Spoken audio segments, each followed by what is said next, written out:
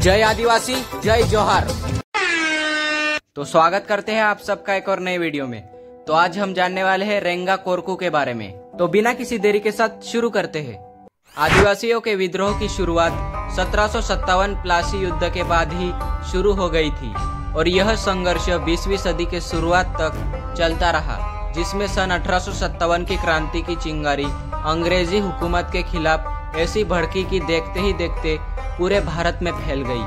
British हुकूमत से छुटकारा पाने के लिए कई शासक आवाज उठा रहे थे और कई उनकी फुट डालो शासन करो नीति के शिकार हो रहे थे।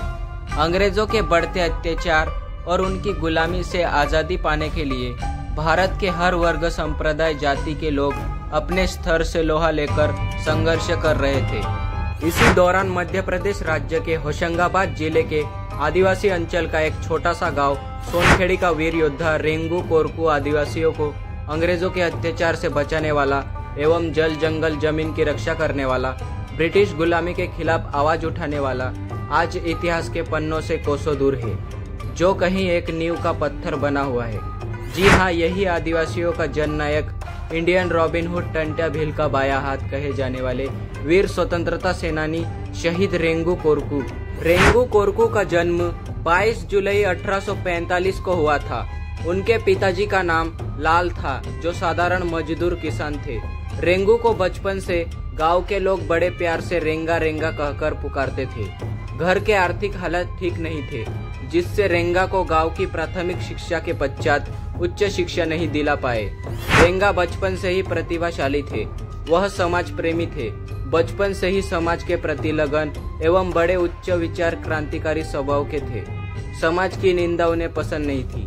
वह हमेशा बड़े बुजुर्गों का, पुरखों का सम्मान करते थे। अपने प्राकृतिक इष्ट देव मुठवा देव को अपना आदर्श मानते थे। रेंगा बलशाली, वैचारिक एवं उनके अंदर अनोखी कुदरती शक्ति थी। बचपन से ही प्राकृतिक माहौल में रहने के साथ साथ पशु पक्षियों, जंगली जानवरों से बात करने का अनोखा ज्ञान प्राप्त था। वीर रेंगू को भाला फेंकना, तीर कमान चलाना, गोफन चलाना, घुड़सवारी करना, आदिवासी परंपरागत लोक नृत्य, ढोल मांदल, बांसुरी बजाने एवं गदली डंडा, इन सब चीजों का बहुत शौक था। गरीबों के मसीहा Indian Robin Hood Tantya Bhil और रेंगू कोरकू की पहली बार मुलाकात सातपुड़ा पर्वतमाला के अंतर्गत मेल घाट के घने जंगलों में 15 नवंबर 1878 में हुई थी। दोनों योद्धाओं की समस्या एक ही थी। इस समस्या के समाधान के लिए दोनों ने एक सच्चे हमदर्द साथी के रूप में एक दूसरे को मान लिया और दोनों ने अंग्रेजी हुकूमत के खिलाफ यह ठान लिया कि ब्रिटिश शासकों के खिलाफ विद्रोह की घोषणा करते हैं तथा अंग्रेजों के नियमों का पालन नहीं करेंगे। उस दिन से टंट्या भील के दल प्रमुख सदस्य के रूप में रेंगू कोरकू ने जिम्मेदारी ली। 1878 से लेकर 1889 मालवा निमाड़ के शेर इंडियन रॉबिन हुड के नाम से मशहूर टंट्या भील और उनके 12 साथियों ने मिलकर अंग्रेजी हुकूमत के नाक में दम कर दिया था। टंट्या भील और रेंगू कोरकू ने आदिवासियों को एकजुट करके अंग्रेजी सत्ता को लोहे के चने चबाने पर मजबूर किया। टंट्या भील की उदारता और गरीबों की मदद करने के कारण आदिवासी उन्हें अपना मसीहा मानने लगे। इस दौरान उनके रेंगू कोरकू के जैसे अनेकों साथी हमराही बने। सन 1880 में टंट्या भील के लगभग 200 लोगों को गिरफ्तार किया गया, जिसमें से कई जबलपुर जेल से भागे और अपने मंसूबों को मजबूत किया।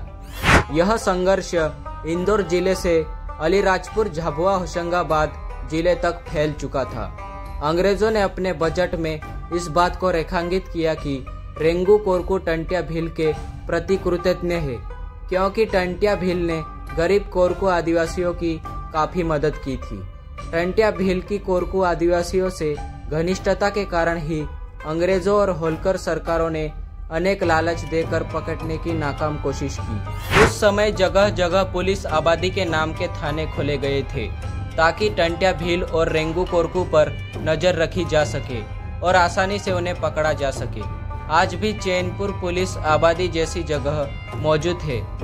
रेंगू कोरकू को पकड़ने के लिए होलकर सरकार ने 500 का इनाम घोषित कर रखा था और बाद में उनसे यह भी पेशकश की गई कि यदि वह आत्मसमर्पण करते हैं तो उनके सारे गुनाह माफ कर दिए जाएंगे।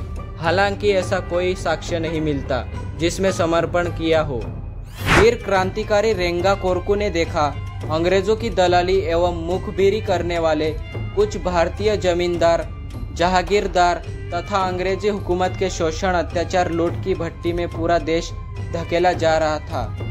छल कपट से समाज के लोगों को ब्याज के नाम पर झूठे रहनुमा बनाने का षड्यंत्र चल रहा था और देश की संपत्ति पर कब्जा जमाने में लगे थे। भारत के कई क्षेत्रों में रोजगार के नाम पर पूंजीवाद जन्म ले रहा था, जिससे समाज में दमन लूट का वर्चस्व कायम होने लगा और इन सभी जमींदारों, साहूकारों ने अंग्रेजों के चाटुकारिता के कारण समाज के सामाजिक परंपरा एवं रीति परंपरा, सभ्यता एवं सांस्कृतिक धरोहर बिखरने लगी थी। प्राकृतिक संसाधनों को लूटने में आदिवासी अंग्रेजों के लिए रास्ते के कांटे बनने लगे थे, जिससे ब्रिटिश साम्राज्य में खतरा मंडराने लगा था। अंग्रेजी हुकूमत ने सोच लिया था राज करना है तो आदिवासियों को हटाना बहुत जरूरी है।